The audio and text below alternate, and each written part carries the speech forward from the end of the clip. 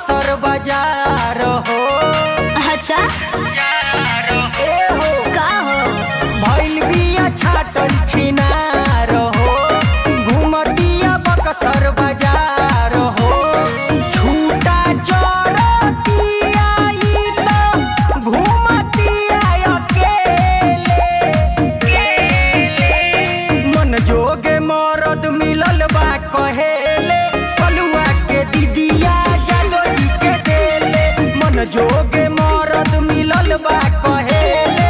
कलुआ के दीदिया ललुआ के देले। कलुआ के दीदिया ललुआ के देले।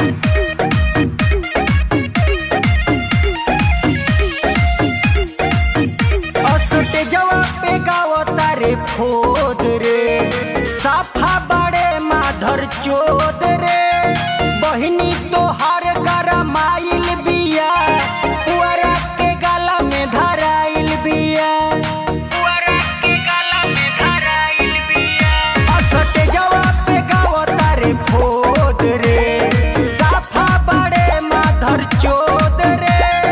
बहिनी तोहार गरमाइल बिया।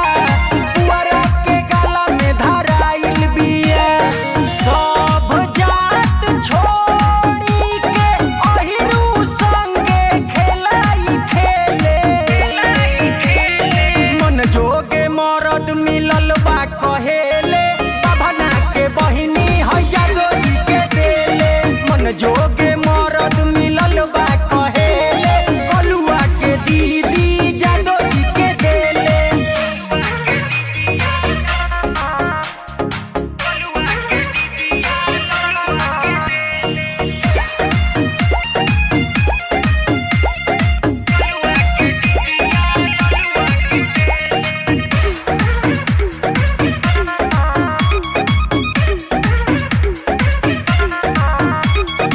ऐसन तेलंगई देखैबे